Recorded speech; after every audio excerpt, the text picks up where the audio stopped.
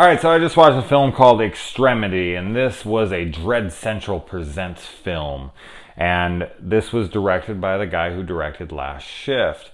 Last Shift was a film that came out in like 2014, if I remember correctly. And there was another film called Let Us Pray that also came out around that same time, I think the same year. And they were pretty damn similar premises. They had a very similar feeling, but I preferred Last Shift, and I was really excited about this guy's career because I thought Last Shift was rad as fuck. And then I watched a movie called Most Likely to Die, which is a slasher film that he made as well, and I really wasn't a fan. And I was like, all right, he had a little hiccup, whatever.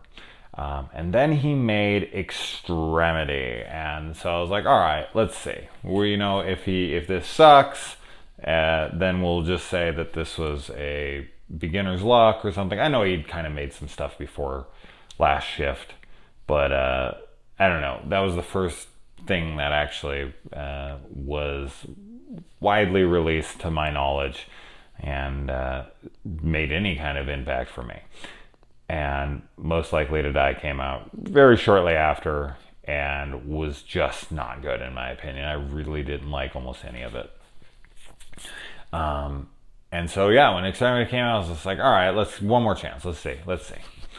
Yeah, this one didn't work for me. This one just really didn't work for me almost at all. I was not in this. So for me, I think that unless he proves me wrong in the future, I will not be looking forward to anything else that this director does, which is such a shame because I was a big fan of Last Shift. But anyway, so the premise of this film, I don't know if you guys know about these. I can't remember what the hell this thing's called, like the Mayfield Manor or the something Manor. I think that's what it is. This extreme haunt, and I'm sure there's a few of them on the planet. But a subscriber of mine had shown me. I think it was Jillian had showed me this thing about an extreme haunt that you can go to, where these guys are just allowed to torture the shit out of you and do whatever the fuck they want to you for X amount of time. I can't remember, a long period of time. There's like no safe words and there's no this or that, this one, I think there is a safe word in the reality, the one that he was showing me. But in this movie, which of course, this is where I'm heading with this is about an extreme haunt where you go in and it's like 36 hours and no matter what you say, no matter what you do, they're not going to let you out of there.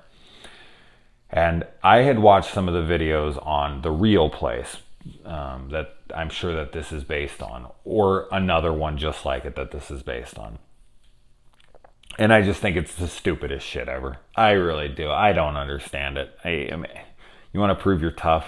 Okay. I think there's better ways to go about it than this, but if that's your thing, that's your thing. I just think it is fucking idiotic. But so yeah, this girl goes, and I just watched a movie very recently called Ruin Me. Thank you, Rebecca, for reminding me what the fucking title is. Here's the funny thing is, no. Rewind. The funny thing is that I watched Ruin Me like, I don't know, 2 weeks ago, 3 weeks ago. I think it was a Shudder movie. Yeah, I think it was. And I recorded a review for it, didn't upload it, and deleted it. Fuck my life. I went back to look for it because I was like, what's the name of that movie? And I went and I panned up and I was looking and I was like, I don't understand. Wait, I swear I watched it in the last couple of weeks and this and that. And then, yeah, I realized that I never uploaded it. So I recorded a whole fucking review on a movie that you guys never saw and you're never going to see, and I'm not going to review it again. So, yeah, wasn't a big fan of that one either. So there you go. It could have worked just like this one, but they didn't. And here's the thing with this movie. I'm not going to talk about Ruin Me, but okay, so you have this premise, and I totally knew where this was going to head, and I was like, oh, at the end, towards the end, this is going to happen, and it's exactly what happens.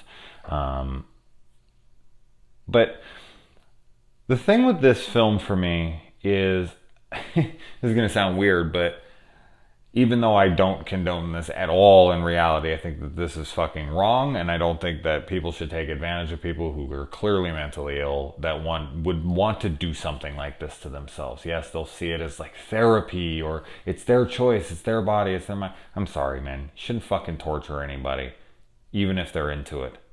There's something wrong up here. You shouldn't want to be tortured. Anyway, regardless, the film just isn't hard enough. Like, for the premise that it sets up, I just don't feel like they take this shit anywhere near hard enough on this girl. This is a fictional universe, okay? So I can watch this fictionally. When people start to do this in reality, that's when I have a problem with it. In a fictional verse, though, I'm thinking, okay, take this girl to her limits. Let's see you. I don't want to sit there. I don't need to sit there. I'm not opposed to what people call torture porn. My fucking least favorite subgenre title of all time. Only because it's always used as a negative context. If you want to name it that and talk about it in a positive light, then fine. But since it's always a cop-out of like, it's torture porn, they use it like it's a naughty word, like it's a cuss word or something. I fucking hate it. I fucking hate it. It's so stupid. When do horror fans become such fucking wimps?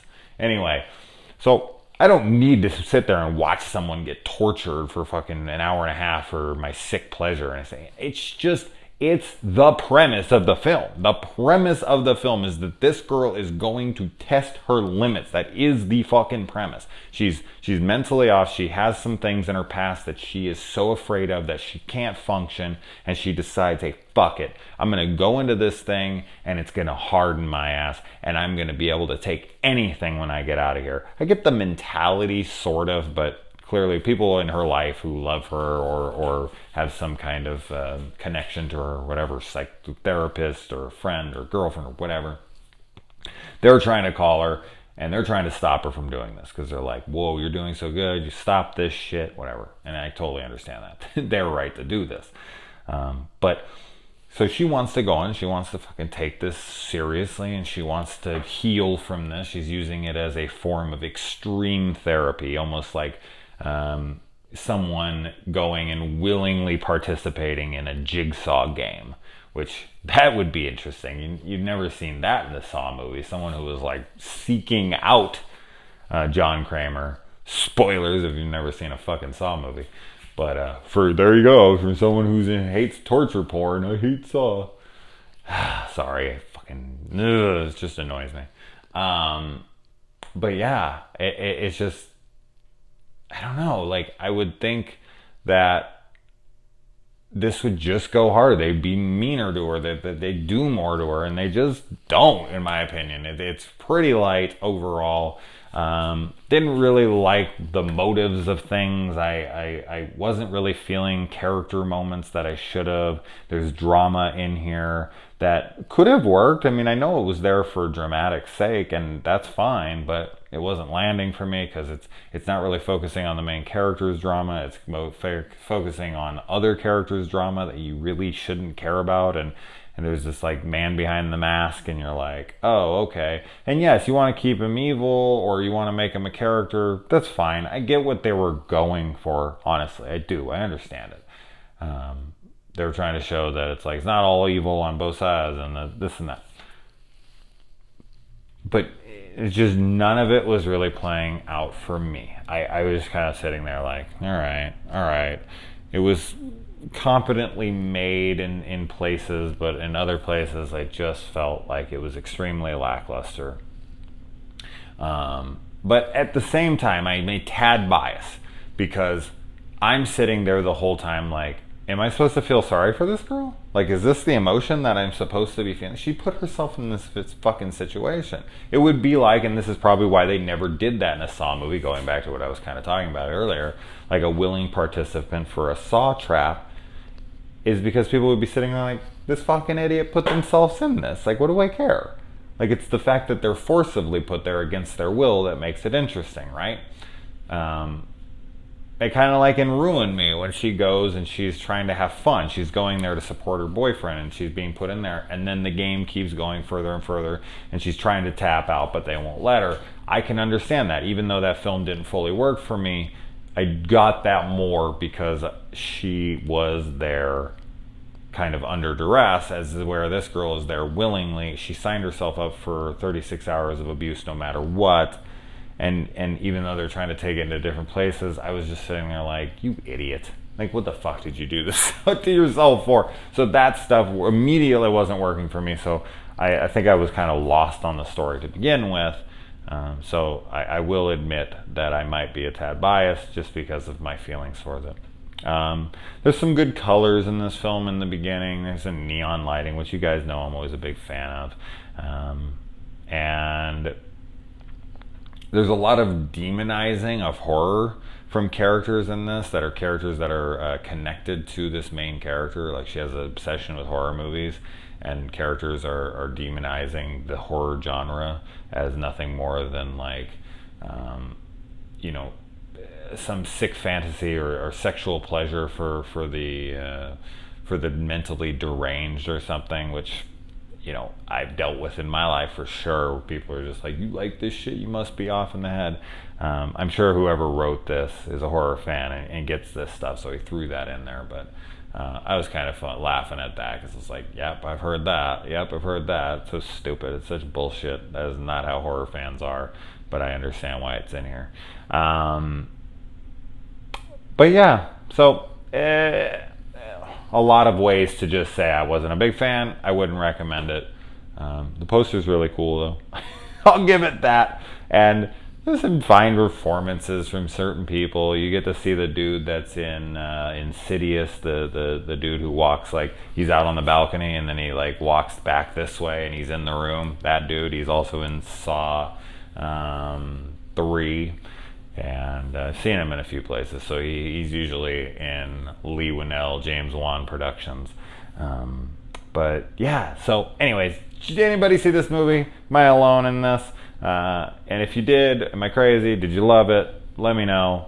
Other than that, yeah. Adios, guys.